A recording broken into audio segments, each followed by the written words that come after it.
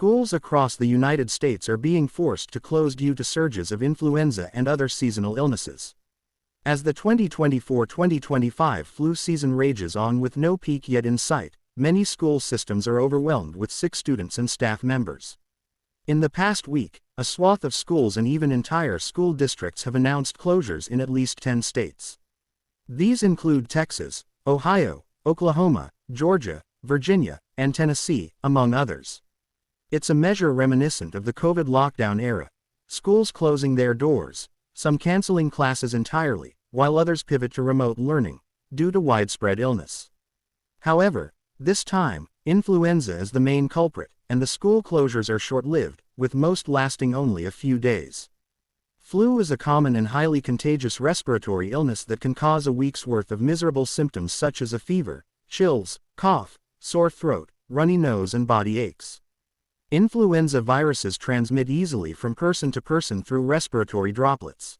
After a late start, this flu season is in full force. As of February 7th, flu activity remains high and continues to increase across the country, according to the U.S. Centers for Disease Control FluView surveillance report for the week ending on February 1st, the most recent data available. At least 43 states and the District of Columbia are currently reporting very high, or high, influenza-like illness activity, per the CDC. Flu-related visits and hospitalizations are also surging. Cases are soaring among children, and at least 57 pediatric flu deaths have been reported this season so far. What worries us the most are bacterial infections that can follow alongside influenza and get kids super sick. Flu itself and those complications can lead to death in children. Influenza is very scary. Drive. Jason Newland, the Division Chief of Infectious Diseases at Nationwide Children's Hospital, tells Today.com. At the same time, the U.S. is also seeing waves of norovirus, COVID-19 and RSV, which some are calling a quademic. The viral surge we're seeing now is challenging. Drive. Tori Mack, the Chief Medical Officer of Children's Hospital Association, which represents over 200 hospitals nationally, tells Today. In addition to overcrowded emergency rooms and doctors' offices, schools are feeling the impact. Flu season 2024-2025. So far, there have been at least 24 million illnesses, 310,000 hospitalizations, and 13,000 deaths from influenza this season, according to CDC estimates. Nationally, the flu test positivity rate has risen to 31%, up from just 18% in mid-January, per the latest CDC data. We're having a very sustained, moderately severe flu season and seeing lots of hospitalizations. The numbers haven't gone down, so we're still in the middle of it. Drive. William Schaffner, professor of infectious diseases at Vanderbilt University School of Medicine, tells Today.com. In the U.S., flu activity tends to peak between December and February. However, this year's flu season started much later than usual, ramping up in December and taking off after the holidays. According to many experts, the peak has yet to come, and elevated flu activity is expected to continue for weeks.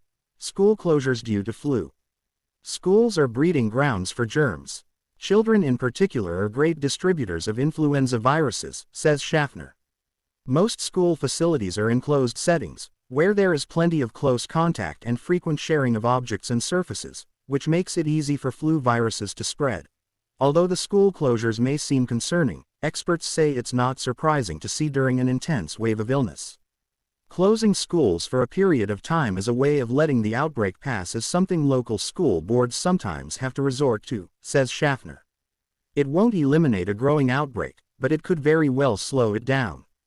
Schools close also because the adults in the school system are affected and need to take time off, so they can't run the school, he adds. Many schools are taking the closures as an opportunity to deep clean facilities. The experts say these closures will likely not lead to full lockdowns, and are a short-lived measure. I would hope we would never shut schools down again, but if it's only for a couple days before this virus gets through everybody, that's probably okay, says Newland.